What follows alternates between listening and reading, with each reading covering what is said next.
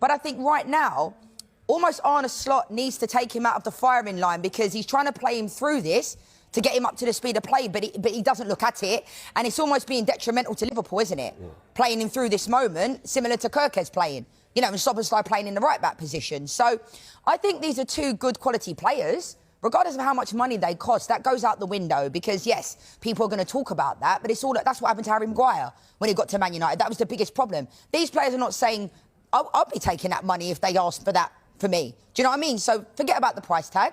These are two quality players, and Wirtz hasn't been at it. There's no denying that. But I do think there's this massive pile-on, you know, for this one player that hasn't been at it. But there's a lot of Liverpool players that haven't been at it this season. But there's a pile on him because he's done nothing in the Premier League. No goal, no assist. Now, you said, you know, give someone a year. But would you not be worried if you're a Liverpool fan and you're almost a third into the season and he's got no goal involvements in the Premier League? Yeah, there is a concern there, obviously. But like I said, I think sometimes it takes players a little bit longer to get up to the speed of play. No doubt, no goals, no assists is nowhere near good enough for the amount of money they've paid and the quality that they thought they were bringing in.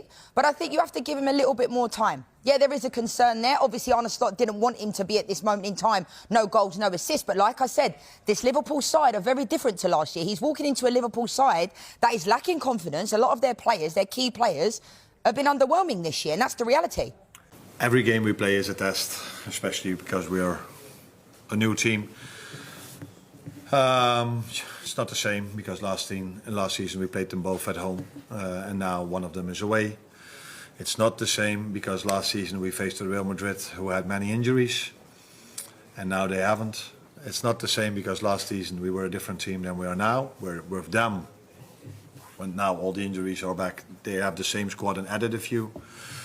And City made a few changes like us as well. So, but every game we play at this moment of time, oh, by the way, every single time is always a test to see where we are. And that was a week ago, 2 weeks ago, and that's this week the same. The arrival of Alexander Isak and Florian Wirtz at Liverpool was supposed to mark the dawn of a bold new era, a statement to the Premier League that the Reds were ready to rebuild, reload, and rise again. Big money, big names, and big expectations created an atmosphere of excitement, hope, and renewed ambition among fans. But a few months into the season, the dream has begun to unravel. Instead of instant brilliance and unstoppable dominance, Liverpool supporters have been left with frustration, tactical confusion, and endless debates about whether the new stars are being used correctly. Or is Liverpool's system failing to unlock the magic they brought from the Bundesliga and the Premier League? This is the heated conversation shaking the Liverpool fan base, fueling rival banter, and forcing serious questions about the club's direction. When Liverpool spent heavily on Isak and Wirtz, it wasn't just an investment, it was a statement. Fans interpreted it as the club's promise of immediate transformation.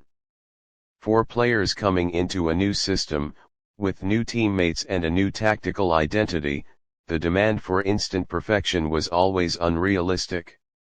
Liverpool didn't just sign players, they signed replacements for outgoing icons. The issue is that fans unconsciously compare the new arrivals to the peak versions of those who left, creating impossible standards from day one.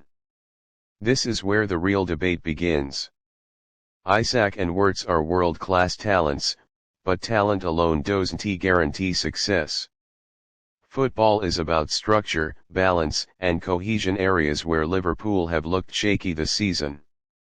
Liverpool, however, have at times looked tactically rigid, with midfield roles not clearly defined and wide players often failing to stretch defenses. This leaves Wirtz overcrowded, forced too deep, or starved of passing options.